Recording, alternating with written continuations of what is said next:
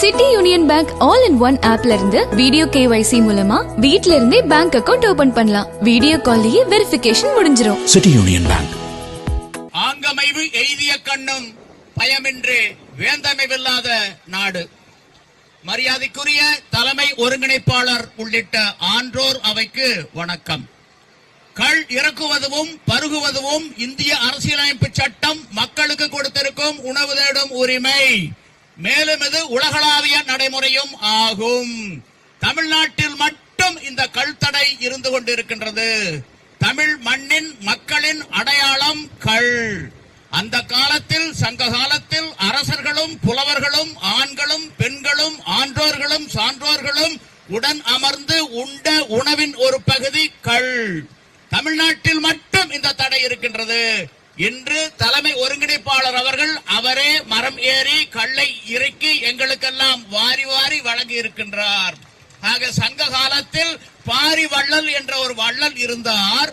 பரம்பு மலைக்கு வருகின்ற விருந்தினர்களுக்கு புரவலர்களுக்கு இரவலர்களுக்கு கல்லை வாரி வாரி வாரி வாரி வாரி வாரி வழங்குவாராம். அப்போது வழங்குகின்ற கள் சிந்துமாம். சிந்துகின்ற கள் அந்த பரம்பு மலையில் இருக்கக்கூடிய குன்றுகளை எல்லாம் உருட்டி கொண்டு போகுமாம். இது புறநானூற்று பதிவு. அவ்வையும் அதிகமான கல்லை பருகி இருக்கின்றார்கள். இப்போது தலைமை ஒருங்கிணைப்பாளர் கள் இறக்கி எங்களுக்கெல்லாம் வாரி வழங்கி இருக்கின்றார். இந்த நிகழ்வில் தமிழ்நாடு அரசு நடவடிக்கை எடுத்தால் யார் குற்றவாளி? கள் இறக்கி எங்களுக்கு வாரி வழங்கிய தலைமை ஒருங்கிணைப்பாளர் குற்றவாளியா? கல்லுக்கு தடை விதித்திருக்கும் தமிழ்நாடு அரசு குற்றவாளியா? அரசுதான் குற்றவாளி.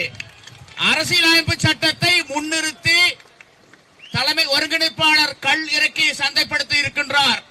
தமிழ்நாடு மதுவிலக்கு சட்டப்படி அவர் மீது நடவடிக்கை எடுத்தால் நாம் கேட்கக்கூடிய ஒரு கேள்வி, அரசியலமைப்பு சட்டத்துக்கு கட்டுப்பட்டது மதுவிலக்கு சட்டமா இல்லை மதுவிலக்கு சட்டத்துக்கு உட்பட்டது அரசியலமைப்பு சட்டமா? It is purely question of law as to the interpretation of the Indian Constitution. கள்ளு ஒரு தடை செய்யப்பட வேண்டிய போதை பொருள் தான். கல்லொரு மதுதான். இறக்குமதி மதுக்களும் இந்திய தயாரிப்பு அயல்நாட்டு மதுக்களும் கல்லை விட நல்லவை. கள்ளியக்கம் கொண்டிருக்கக்கூடிய கோரிக்கைகளில் நியாயமே இல்லை என 8 கோடி மக்களில் யார் வந்து நிரூபித்தாலும் 10 கோடி ரூபாய் பரிசை கொடுக்க நாங்கள் தயாராக இருக்கின்றோம்.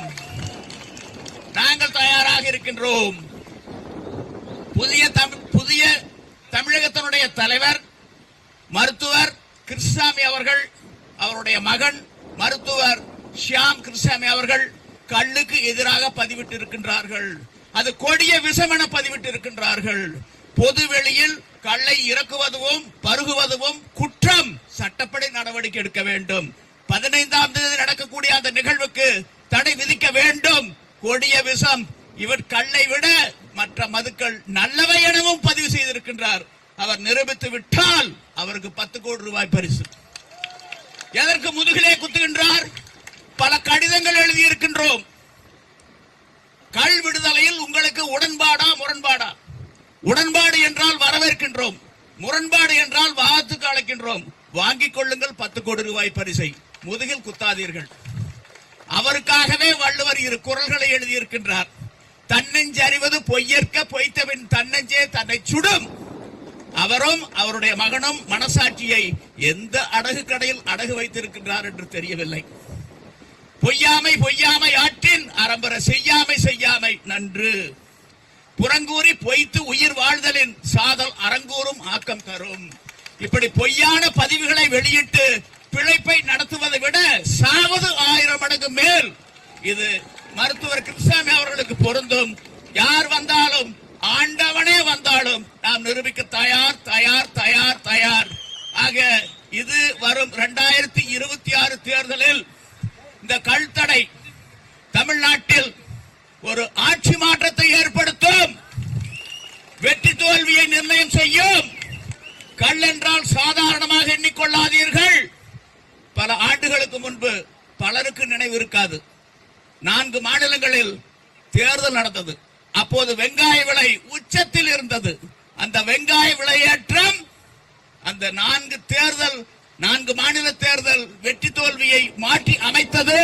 அதுபோல கல்தடை வரும் 2026 தேர்தல் வெற்றி தோல்வியை நிர்ணயம் செய்யும் செய்யும் செய்யும் செய்யும். அதற்கு நாம் செய்ய வேண்டியது என்ன? கூட்டுடன்று மேல்வரினும் கூடி எதிர்க்கும் ஆற்றல், அதுவே படை. எமனே தலைமை தாங்கி படை நடத்தி வந்தாலும் தமிழர்களாகிய நாம் ஒன்றிணைந்து பதறாமல் சிதறாமல் நின்றால் வெற்றி உறுதி உறுதி